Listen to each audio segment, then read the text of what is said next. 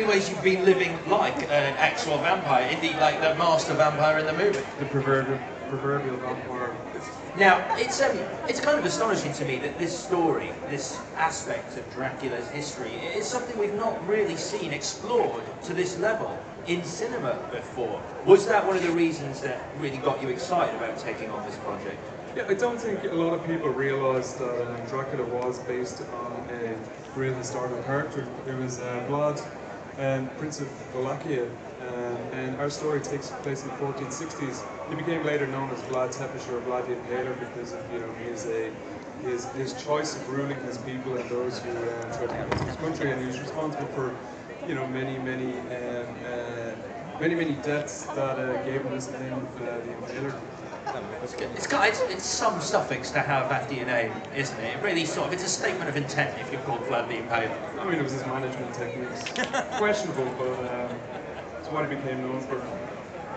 Now, in terms of the fact that there is history in this movie, I mean, you have looked at who Vlad was, like you've just said, you know the character, he actually existed. Do you think that gives this movie perhaps more authenticity? Obviously there's still fantasy elements in it, but more authenticity towards the character. Yeah, I mean, we tried very hard in the beginning, and there's been lots of bits and pieces written about Vlad Tepes, but it depends who you talk to. I mean, the Russians had a particular point of view, the Romanians had a particular point of view, and then the Germans had a particular point of view. It was when Vlad, the real character, was around, and they just created a printing press. So his story of drinking blood became the first kind of sensationalist horror stories to be sold around the world. So you're dealing with all these different point of views, and ours is no different. You know, we wanted to take our own point of view. So there's a little bit of history there at the beginning, which this is based on, and obviously we have to make that bridge into fiction, which is the Dracula that Bram Stoker created and everybody came to know. I guess on some level, though, you are having. Did you find yourself having to cut through the clutter that's gone before? I hate to say some great movies are clutter, but to really sort of define your character, to ignore some of the other movies that had put Dracula on screen? Not really. I mean, I was a huge fan of Dusk Till Dawn, so if I had have gotten some of the elements of Dusk Till Dawn into this movie, it wasn't from a lack of trying. Let's talk about your leading man. What makes Luke Evans perfect for the role of Vlad in the movie? I mean, just look at the guy. We had discussed that at an early point.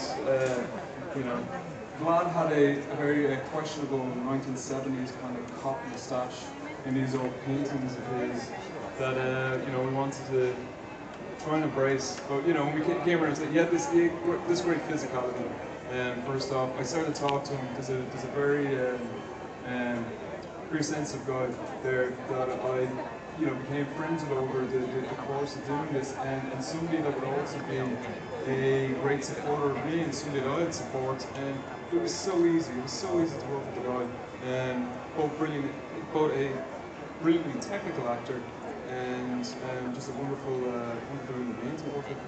And his other half in the movie, Sarah Gowden, what kind of princess were you casting when you cast her as Mirena? I didn't quite know. I mean, when you go out to try and cast it, nobody wants to be cast as a damsel in distress.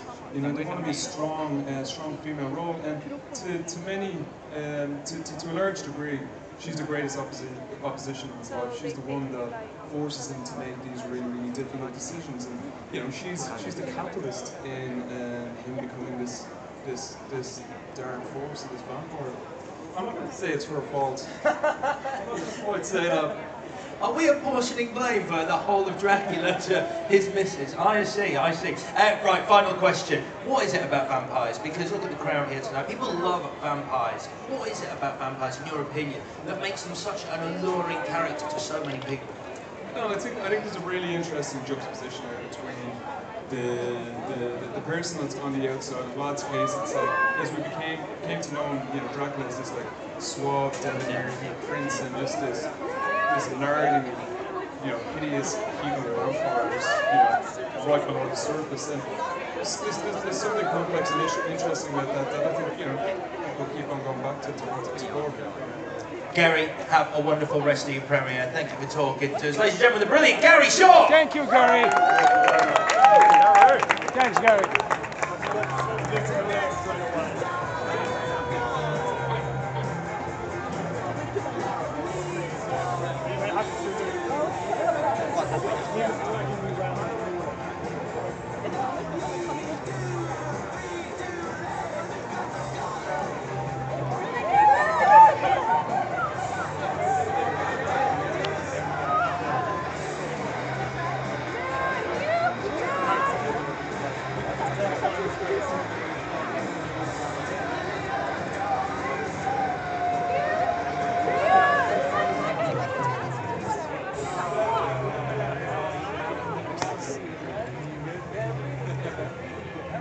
Ladies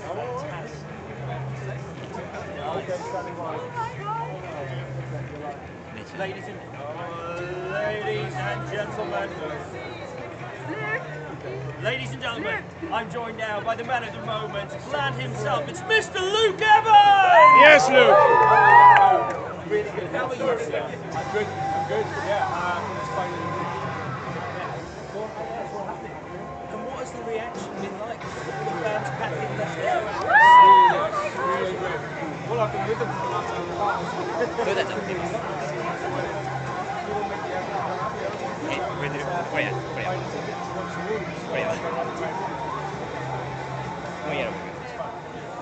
Now tell me, obviously, Dracula is a character we have seen on screen before, but this is a very different Dracula we're seeing. For the most part, he's not even Dracula, he's Vlad. Tell us about how this is a different interpretation of the character to perhaps what we've seen before.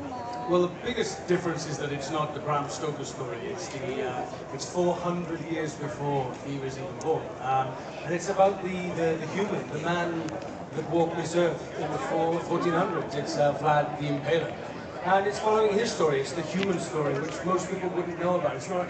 It's the.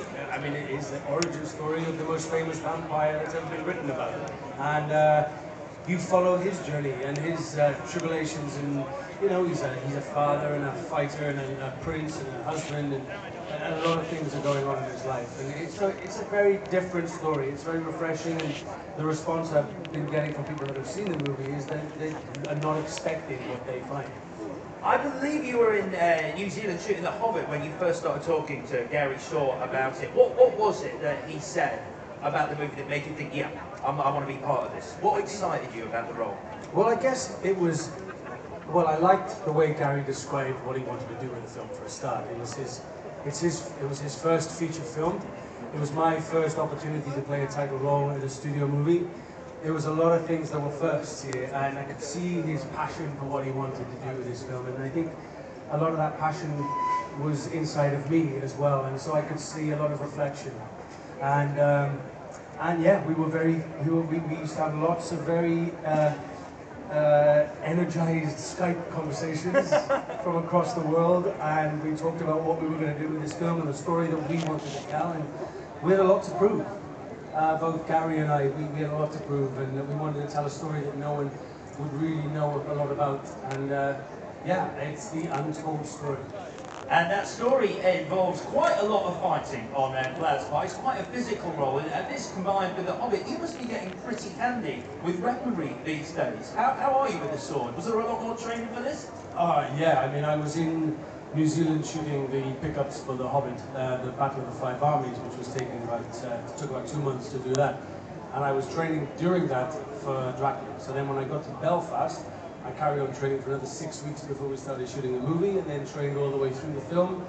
It was exhausting. It was exhausting, and I got to keep the sword at the end of the movie, which is nice. It was on my wall, so God help anybody that breaks into my house. I was talking to Charles Dance about one of the most chilling scenes in the film, which is when you have your first long conversation with him as the master vampire. How was it shooting that for you? Because it's a real spine-chilling scene. It is. I mean, and anybody that's ever been lucky enough to meet Mr. Dance, in costume or out of costume, or in prosthetics or out of prosthetics, he is a very charismatic. He stands very tall and is quite imposing, you know. And once he's got that prosthetic face, which took hours and hours, and the nails and the teeth and that voice, you know, it's quite scary. He delivered, and he's a tall man. He's taller than me, and that was fun to work, because I'm the tallest person I work against. So to have somebody like Charles Dance sort of trying to scare me, it was fun. I just wish it had lasted longer than 4 days. He delivered that in 4 days, which is an incredible effort by him. And of course, one of the most terrifying things is the face lick as well. You have had your face licked by Charles Dance as the master vampire. Rest assured, everybody, that's not his real Luke, it's been a pleasure talking to you. Enjoy the rest of your premiere. Ladies and gentlemen, the brilliant Mr. Luke Evans!